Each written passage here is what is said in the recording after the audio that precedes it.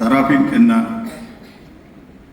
ഗാന ശുശ്രൂഷ സംഘത്തിന് നേതൃത്വം നൽകുന്ന അത്രയും ബഹുമാനായ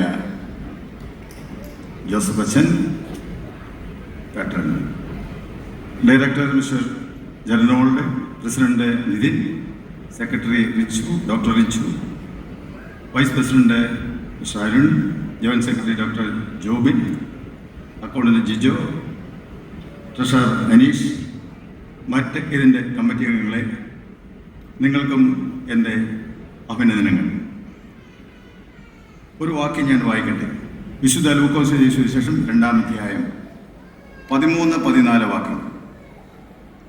പെട്ടെന്ന് സ്വർഗീയ സൈന്യത്തിൻ്റെ ഒരു സംഘം ദൂതനോട് ചേർന്ന് ദൈവത്തെ പുകഴ്ത്തി, അത്യുന്നതങ്ങളിൽ ദൈവത്തിൻ്റെ മഹത്വം, ഭൂമിയിൽ ദൈവപ്രസാദമുള്ള മനുഷ്യർക്ക് സമാധാനം എന്ന് പറഞ്ഞു. നമുക്ക് വളരെ പരിചിതമായൊരു വാക്യമാണ്. ഗായക സംഘത്തെക്കുറിച്ചും ഗാനങ്ങളെക്കുറിച്ചൊക്കെയും ഓർക്കുമ്പോൾ ഇത് നമുക്ക് വളരെ പരിചിതവും കൃത്യവുമായൊരു വാക്യം കൂടെയാണ്. ഇവിടെ മാത്രമല്ല, സ്വർഗത്തിലും വലിയൊരു ഗായക സംഘം ഉണ്ടെന്നും അവരും പാടുന്നുവെന്നും അതിൻ്റെ ഒരു നിഴലായിട്ടാണ് നമ്മളിവിടെ ഗാനങ്ങൾ പാടുന്ന ഗായക സംഘം എന്നും നമുക്കതിനെ ചിന്തിക്കാം. മറ്റൊരു തരത്തിൽ പറഞ്ഞാൽ, ഇവിടെ നമ്മൾ പാടി മുഖത്തപ്പെടുത്തിയിട്ട്, അല്ലെങ്കിൽ ഇവിടെ നമ്മൾ വല്ലപ്പോഴും പാടിയിട്ട് നിത്യമായ ഗാനത്തിനായിട്ട് ഒരിക്കലും നമ്മൾ സ്വർഗീയ ഗായ സംഘത്തോട് ചേരേണ്ടവരാണ് എന്നുള്ള ഒരു സന്ദേശം എനിക്ക് പലപ്പോഴും ചിന്താകുഴപ്പമുണ്ടാക്കേണ്ട ഒരു സംഗതിയാണ്. വേദപുസ്തകത്തിൽ വളരെ വലിയൊരു ഗായകനായിട്ട് നമ്മൾ അറിയപ്പെടുന്നത് ദാവീദിനെയാണ്. ദാവീദിന്റെ രീതി വെച്ച് നോക്കിക്കഴിഞ്ഞാൽ പാട്ട് അങ്ങനെ പാടാണ്ട് പറ്റുമോ എന്ന് തോന്നിപ്പോകും. കാരണം അദ്ദേഹം വലിയൊരു യോദ്ധാവായിരുന്നു എന്ന് അദ്ദേഹത്തെക്കുറിച്ച് സാക്ഷ്യം പറയുന്നുണ്ട്. ധാരാളം യുദ്ധങ്ങൾ അദ്ദേഹം നടത്തിയെന്ന് പറഞ്ഞിട്ടുണ്ട്.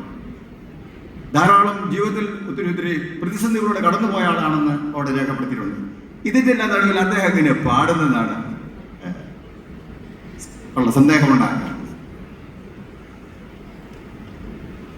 പിന്നീട് നമ്മൾ കുറച്ചുകൂടെ സൂക്ഷ്മമായിട്ട് നോക്കുമ്പോൾ ഈ ദാവീദ് ഒരു അതിശക്തനായൊരു ദൈവാശ്രയമുള്ള ഒരു മനുഷ്യനായി.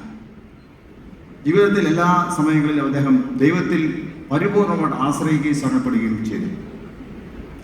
ആധുനിക ലോകത്തിൽ മറ്റ് പലതരത്തിലായ ശബ്ദകോലാഹലങ്ങളുടെ മധ്യത്തിൽ ശ്രുതി മധുരമായി ദൈവത്തെ പാടി സ്തുതിക്കണമെങ്കിൽ ദൈവാശ്രയം നമുക്ക് വളരെ വളരെ അത്യാവശ്യമാണ്.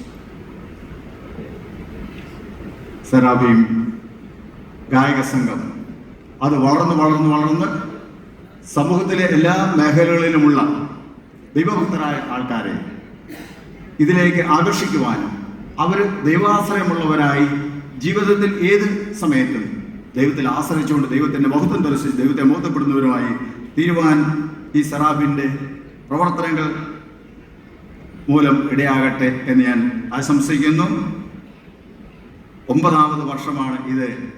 ഇനിയും അനേക വർഷങ്ങൾ ഇത് വളർന്ന് പന്തലിച്ച് ഇവിടെ സൂചിപ്പിച്ചതുപോലെ തന്നെ സഭകളുടെ ഒരു അതിർവരമ്പുകൾക്കപ്പുറമായി നിന്നുകൊണ്ട് പാടുവാൻ, സമൂഹത്തിലിറങ്ങി പാടുവാനും അത് സമൂഹത്തിന് അനുഗ്രഹമായി തീരുവാനും ഇടയാകട്ടെ എന്ന് ഞാൻ പ്രത്യേകമായി ആശംസിക്കുന്നു.